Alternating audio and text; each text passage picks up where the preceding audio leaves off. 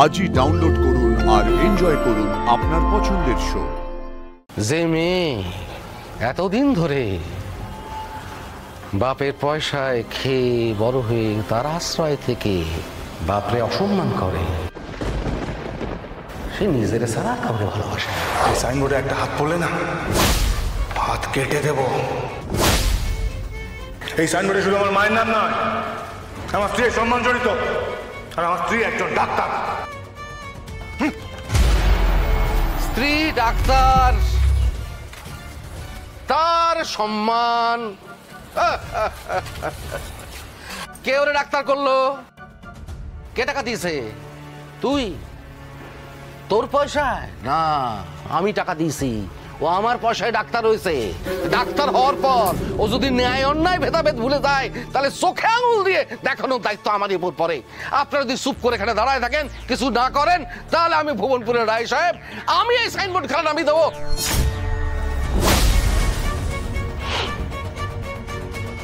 তুই আমার গায়ে হাত দিলি, এই দিনটা আমার দেখতে হলো আজ। গায়ে হাত দিনি বাবা, শুধু তোমার হাতটাকে আটকেছি। স্যার, এই হাত দিয়ে আমি খেটেছি, রোজগার করেছি, ওরে মানুষ করেছি, ডাক্তার করেছি। ছোটবেলায় এই হাতে আমি কোলে করে ওরে মানুষ করেছি। আর এই হাত দিয়ে একটা একটা করে স্বপ্ন আমার শেষ করে দিয়েছো বাবা। কিন্তু আর না, আর তোমাকে আমি আমার কোনো স্বপ্ন শেষ করতে দেব না।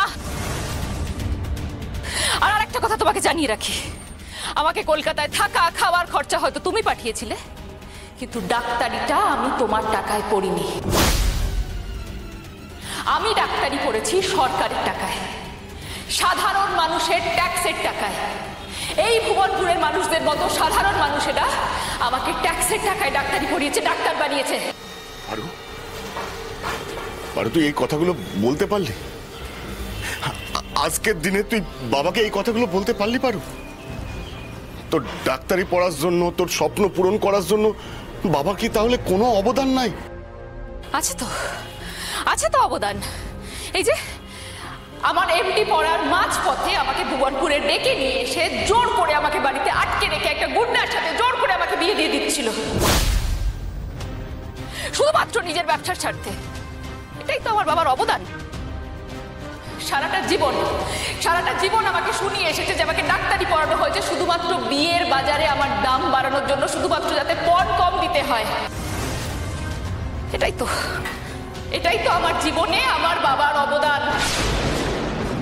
সেদিন যখন এই ক্লিনিকটা খোলার জন্য গেছিলাম টাকাটা চাইতে, তখন টাকা দেওয়ার নামে আমাকে কোর্ট পেপারে সাইন করাচ্ছিল সোমের বাড়ি ছেড়ে চলে আসার জন্য। এটাই তো আমার বাবার অবদান। আর আজকে এত কষ্ট করে, এত কাঠখড় পুড়িয়ে, এত লোকের দরজায় দরজায় গিয়ে ভিক্ষে করে যখন এই ক্লিনিকটা করতে যাচ্ছে, তখন এখানে এসে এইভাবে অশান্তি করে সবকিছু নষ্ট করে দিচ্ছে। এটাই তো আমার জীবনে আমার বাবার অবদান। পারু, ছেড়ে দেবে তা? হ্যাঁ, বাবার কোনো অবদানই নেই। তোর মেয়ে হিসেবে পরিচয় দিতে আমার লজ্জা লাগে। জন্মানোর পর তোকে যে মুখে নুন দিয়ে মেরে দিত, তাহলে এই দিনটা আমার আজ দেখতে হতো না। আপনি যার সম্বন্ধে এই কথাটা বলছেন, সে শুধু আপনার মেয়ে নয়, আমার স্ত্রী। এই ভুবনপুরের প্রেসিডেন্ট এসেছে, এই গ্রামের একমাত্র ডাক্তার। আর একটা বাজে কথা বললে এই ভুবনপুরের মানুষ আপনাকে ছেড়ে দেবে না। তার থেকে ভালো আপনি এখান থেকে চলে যান। হ্যাঁ, চলেই যাবো। থাকার জন্য এখানে আসেনি প্রেসিডেন্ট সাহেব, চলে যাবো। যাওয়ার আগে আপনারা একখান কথা বলে যাই। পারু এখন আপনার সুরে সুরে তালে তালে গলা মেলাচ্ছে তো আপনি ভাবছেন তিনি আপনার খুব আপন। কিন্তু আর ভেবে দেখবেন, যে মেয়ে এতদিন ধরে বাপের পয়সায় খেয়ে বড় হয়ে তার আশ্রয় থেকে এই ভরা বাজারে বাপরে অসম্মান করে, সে নিজের ছাড়া কাউকে ভালোবাসে না। তার কাছে কেউ আপন না, বা আপনিও আপন হবেন না। এই কথাটা মেলায় নেবেন, ঠিক আছে? চলে আয় প্রতাপ।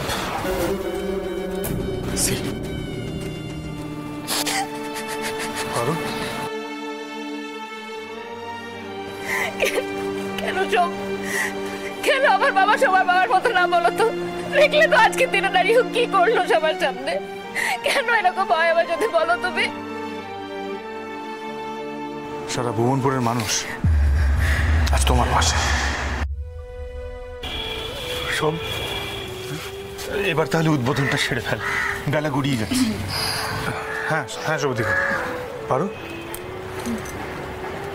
এই তোরা দাঁড়িয়ে রইলি কেন? তাহলে হ্যাঁ শুনতে দেখতে দিচ্ছি। এই তোরা রিবনটা লাগা কাছে দিচ্ছি, আমি দিচ্ছি। হ্যাঁ হ্যাঁ হ্যাঁ বৌদি, এই যে কাঁচা কাট। এই যে বল, এই স্বপ্ন যে দেখেছে সেই এটা উদ্বোধন করবে। ধর। না, এই হেলথ সেন্টার যার নামে, সে তো নিজে এসে উদ্বোধন করতে পারবে না, তাই তার সব থেকে কাছের মানুষ আজ উদ্বোধনটা করবে।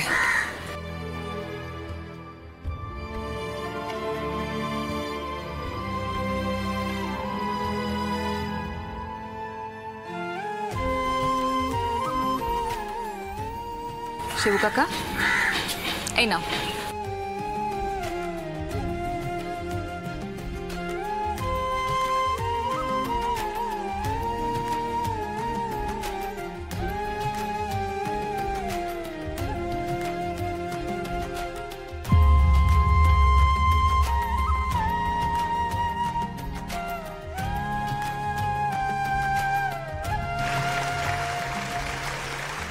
সবাই শুনুন, এই ক্লিনিক আজকে থেকে আপনাদের সবার জন্য খোলা হলো। তুমি যে মাছ অসাধ্য সাধন করলে, আমরা কোনোদিনও ভাবতে পারিনি আমাদের গায়ে এইরকম একটা ডাক্তারখানা হবে, যেখানে নাকি একজন মেয়ে আমাদের চিকিৎসা করবে। আসুন একটু মিষ্টি মুখ করে যান, আসুন।